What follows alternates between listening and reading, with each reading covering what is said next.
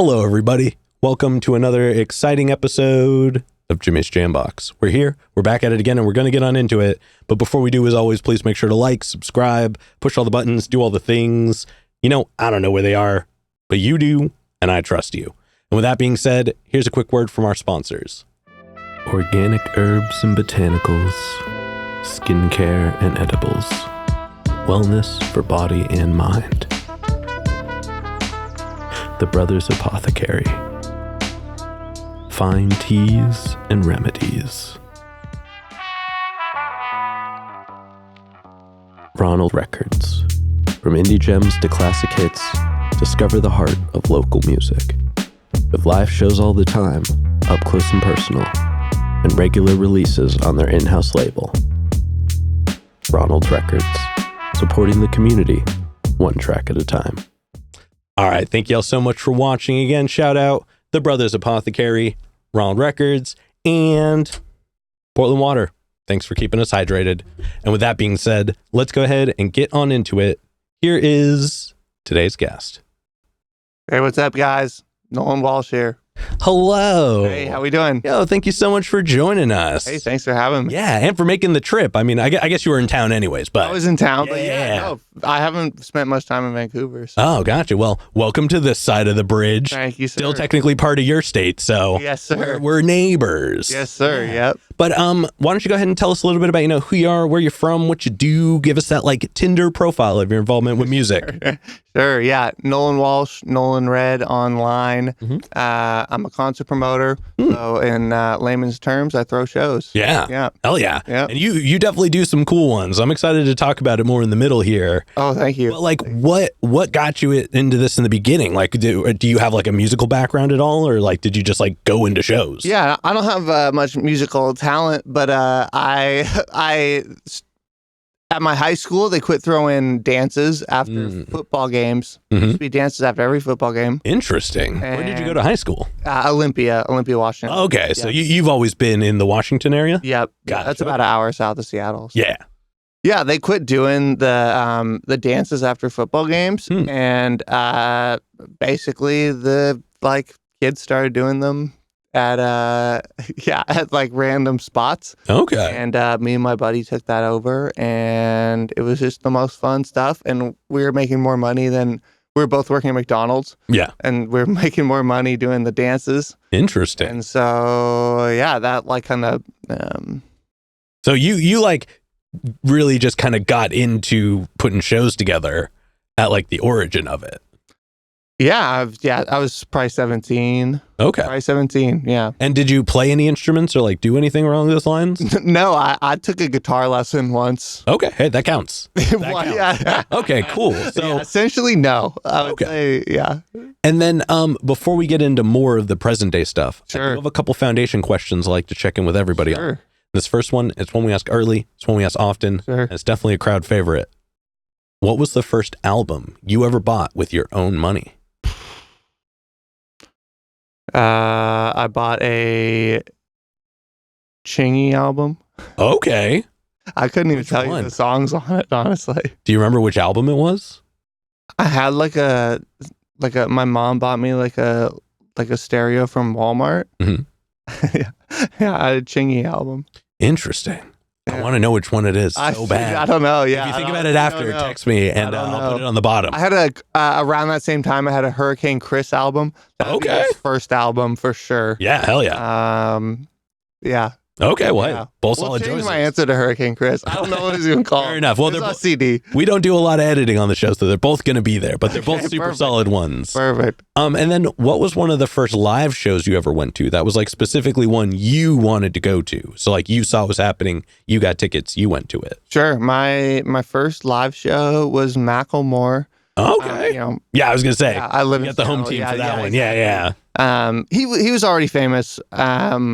But certainly not what he is now, and that was at the Capitol Theater in Olympia. Mm-hmm. Me and all my friends went, and I'm sure, anyone from Olympia around my age, everyone was there. It was sold out at the Capitol Theater. It was really cool. He's an excellent performer. Very much so, yeah. I mean, that's definitely a solid show to go to. For sure. It was super cool. And then before we like officially get into it, do you have like a defining moment where you like decided this is what you wanted to do for sure? I don't know. I mean, yeah, me and my friend, his name's Christian, we're doing these dances, and we were having an amazing time. So, okay, so you were like, yeah, like, this is making money. That's all you wanted to do. It made money. I was having so much fun with my friend, and like everyone at the school, Yeah, was having fun. It was a very cool experience for sure. And yeah, my parents were like weirdly cool with it. We would be. I mean, you're a young entrepreneur. Yeah, yeah. You know what I mean, like they gave me like a pass that they wouldn't have otherwise. Probably. Yeah, we were out the entire night. Mm-hmm. Well, I mean, you know, but like they knew where you were. Yeah, technically technically you were going to be at the show doing your thing there. Yeah, you were making your own money. I imagine you were taking care of your own stuff, and it's pretty consistent for the most part ish. You know what I mean? Like totally, yeah, like, over and over. Yeah, pretty good. Yeah. Oh yeah. Yeah, my mom was stoked actually. She's stoked to this day. She actually came to the Shorty show last night. Oh, cool. Yeah, cool. She has a great time. So. Oh yeah. Well, let's go ahead and let's get on into more of the now. Sure. And I always ask everybody, this is the first question. How'd you pick the name? Well, Nolan Walsh is my legal name.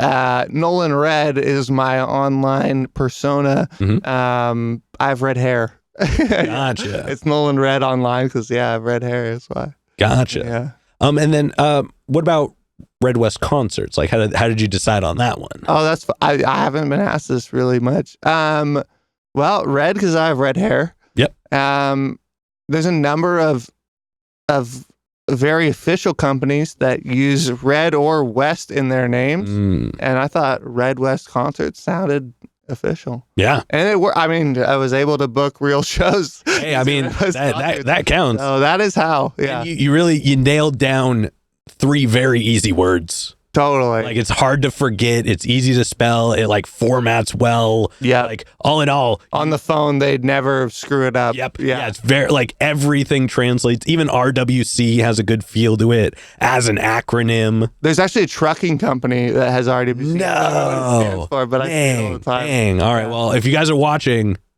give it to them. What are you doing? No, shout out to we'll share it. Shout out to my guys at RWC Trucking. I hope that you both get through traffic because of just SEO.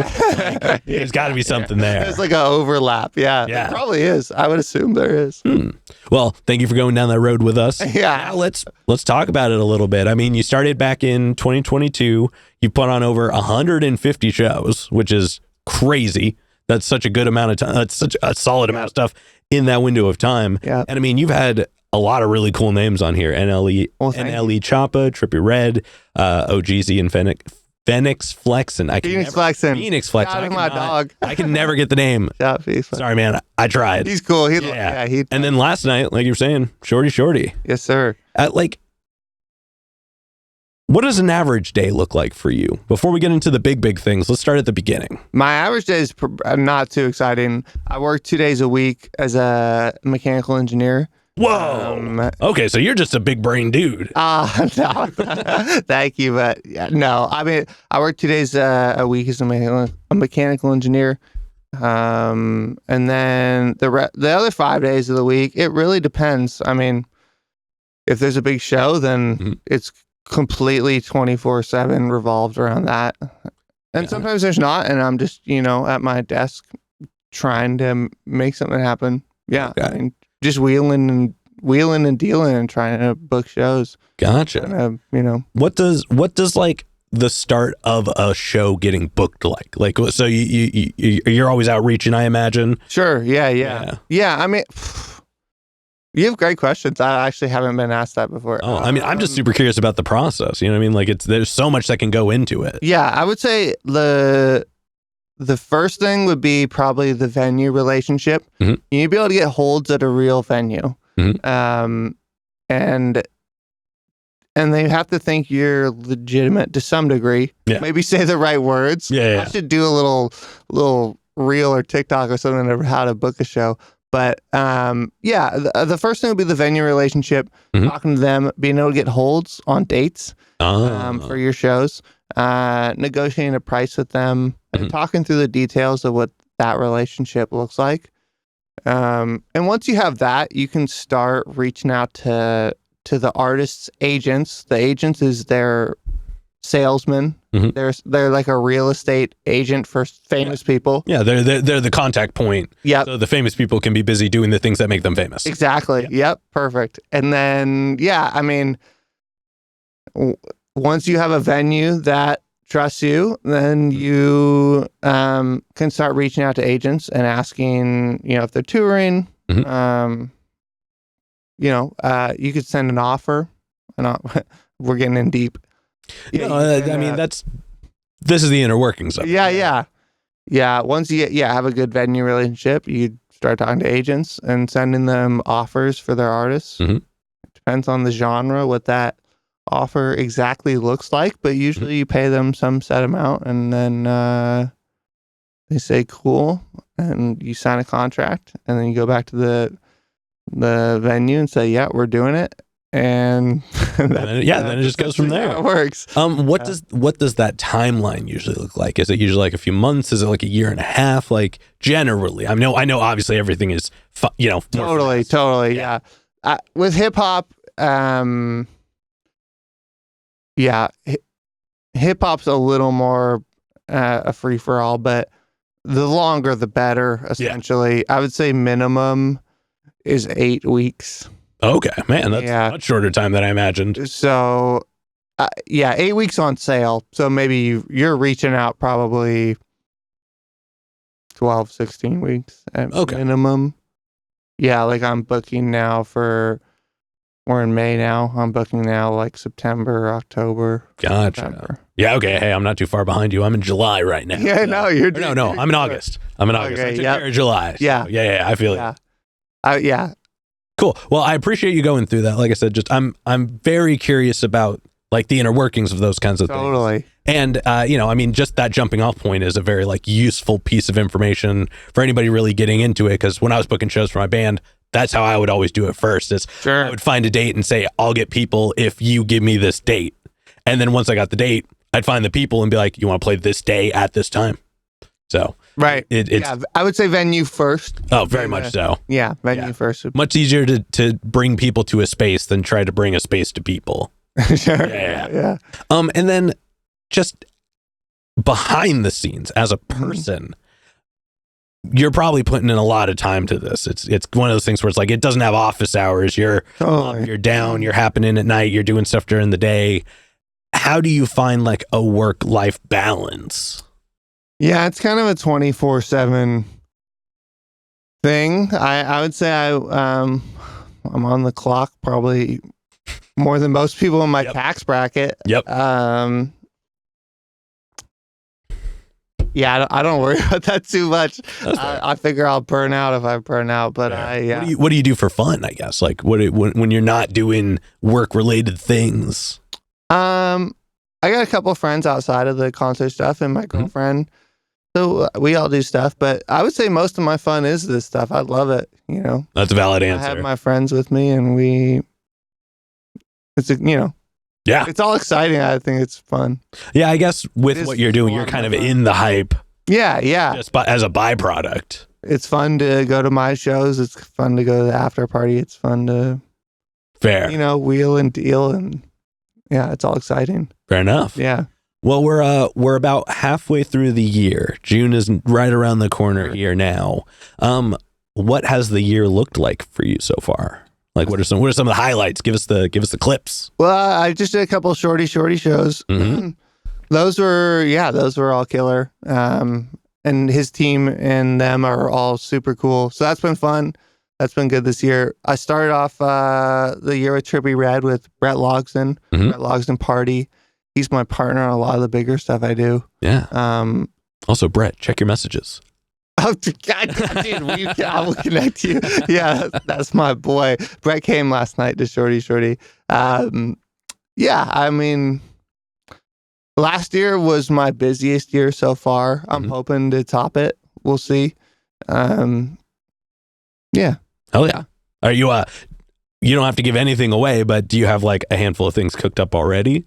Yeah, we're cooking up a play or two that would be bigger than anything I've done. I certainly don't want to mess it up quite publicly. No. I'm not going to ask you to say what it is. But Brett and I are cooking up a couple things, and my partner Brandon Brooks, he's with L&E Presents in Utah. We've all kind of started collabing on a little something. Hell yeah. We'll see if it happens, but it'd be cool. It'd be a it'd be bigger than anything I've done. It'd be the next level. I feel like that's kind of the goal. Every year you're like, let me top what I did last year without having to like overload myself more than I did. Totally. Work less, do cooler stuff as the byproduct of the effort. I'm willing to work as hard as I work, but I definitely want to keep moving up the ranks and earn that credibility to do big shows. Well, I want to do festivals. So you're definitely doing pretty solid so far. Thank you. And I mean, is it like this is all a one-man operation? Are you an army of one? Do you have a team? What does that look like for you? Yeah, I mean, Red West Concerts is just me as far as the day-to-day. I have people that help me with I have my guy Mac. Like when it comes time to the shows, he's right there with me doing everything. T-Mac TV on Instagram. He's with me on the day-to-day as far as like when the show starts happening. So that's crucial. I have someone who makes the flyers, and then most of it's me. I have a lawyer. Oh, good to have. I have an accountant. I mean, so I pass things off to other people, and then it's important to do at a certain point, like taking the like tasks that deserve attention off of your plate in exchange for like expanding your creativity and like range of motion. Always worth doing. Yeah, and there's parts that other people are just much better at than me. And I think that from a like boss standpoint, somebody who's like in charge of the thing you're doing, that's good to acknowledge. Right. Yeah. It's always. I have an engineering degree. I'm kind of a dork. Max saved me from 2 fights. Shout out to my guy. I've almost got my ass kicked just talking my shit. So fair enough. Fair enough. He's socially better, so he'll save my ass. That can go a long way. Yeah, and then some of the bigger shows I have partners with, so we'll co-promote it. Like we'll split it 50-50 kind of thing. Oh yeah. Yeah. So me and Brett split some stuff. I'm sure you don't know Brandon, but yeah. Not a fan, but thank you for sharing that with us. For sure.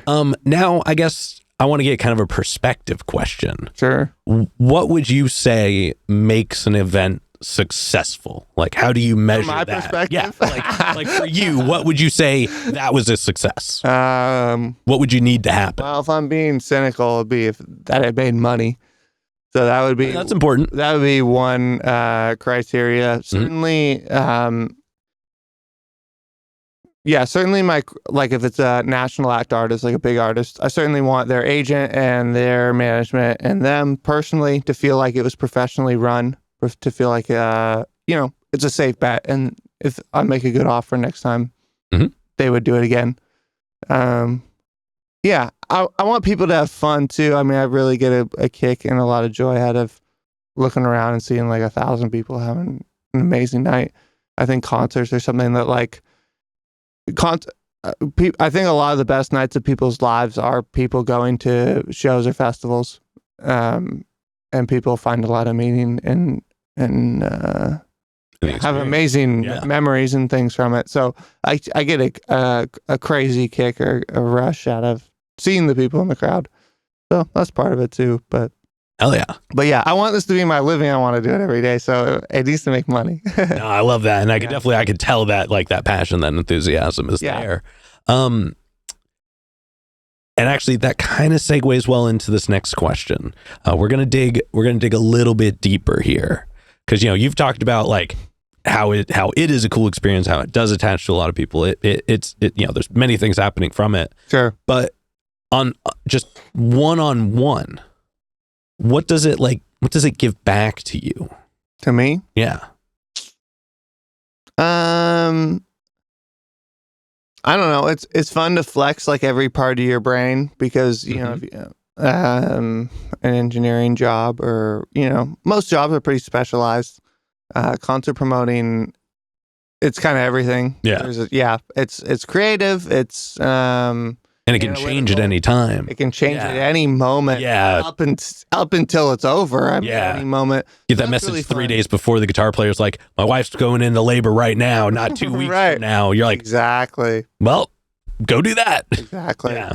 So it's fun being a generalist, kind of, and trying to be pretty good at a lot of things rather than excellent at one things.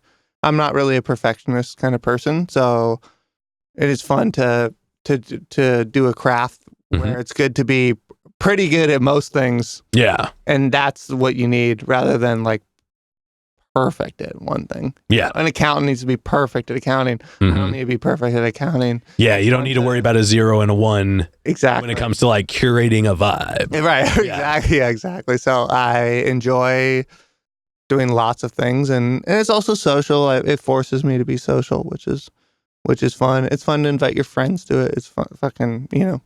Yeah.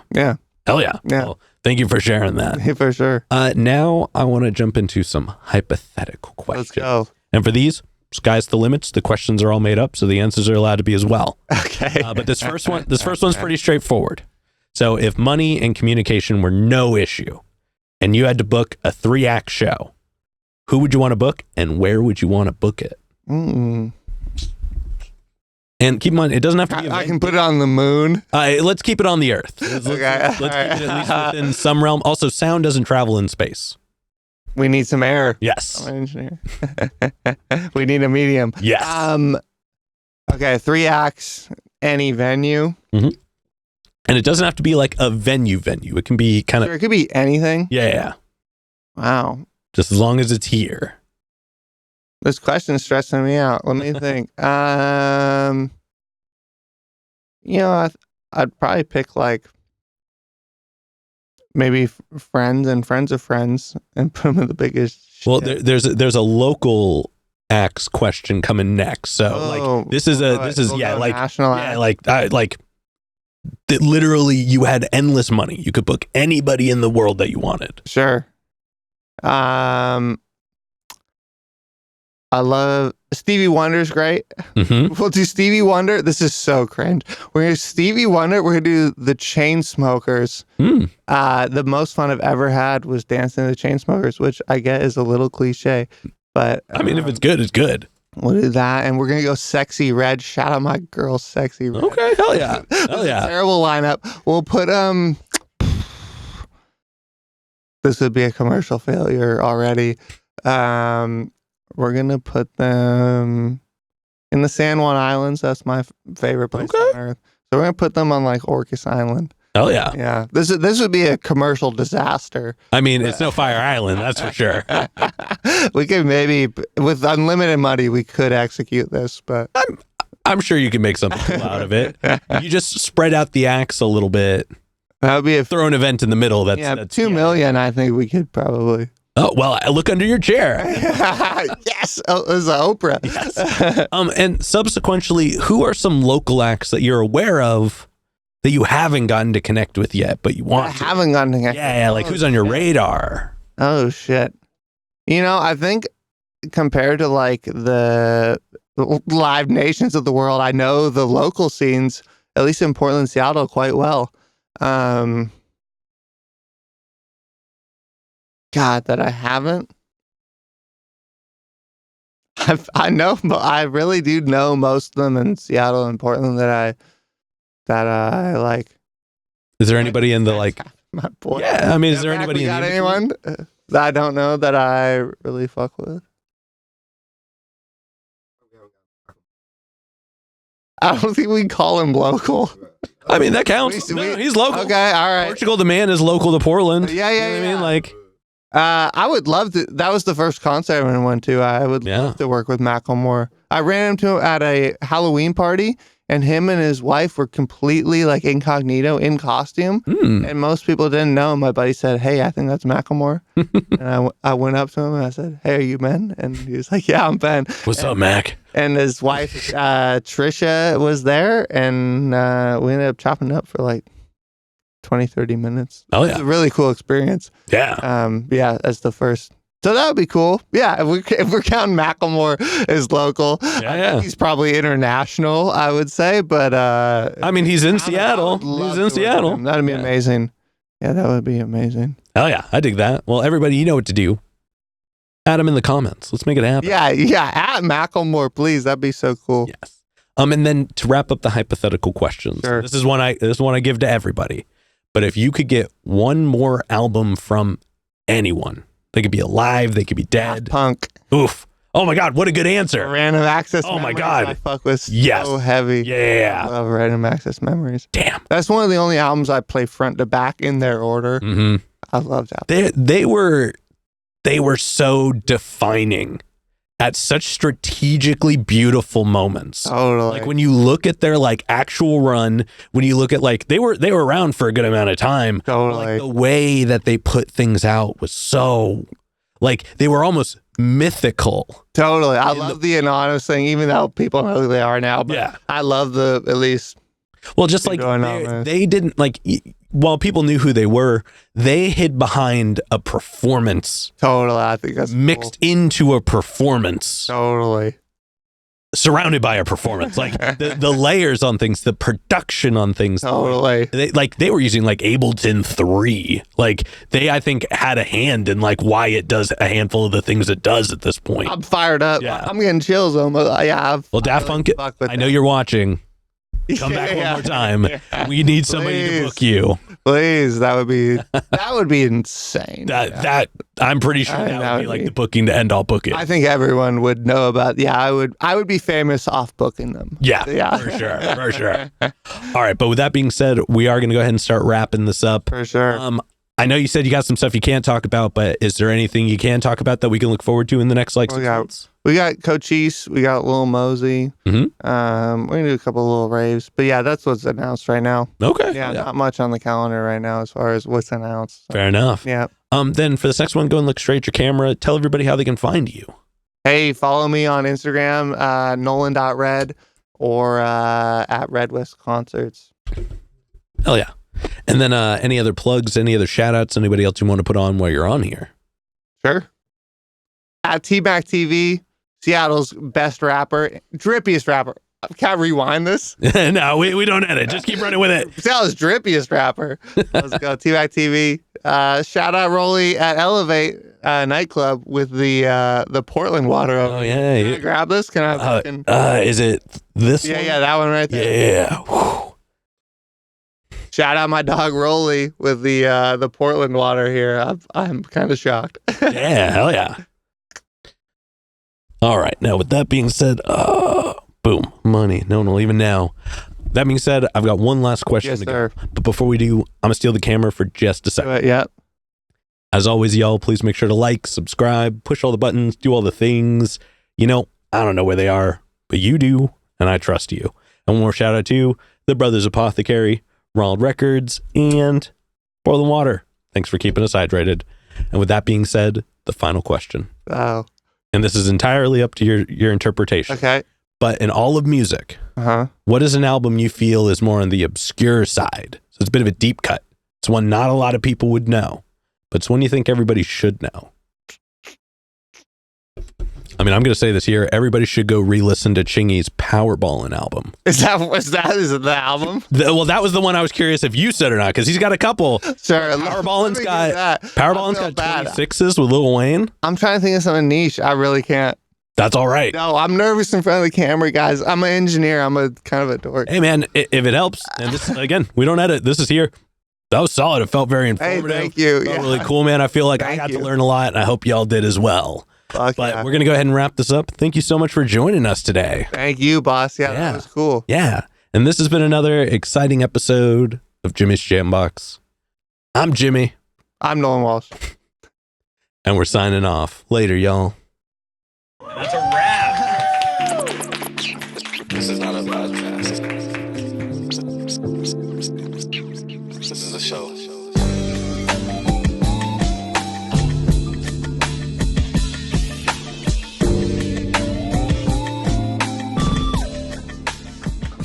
Keep jamming.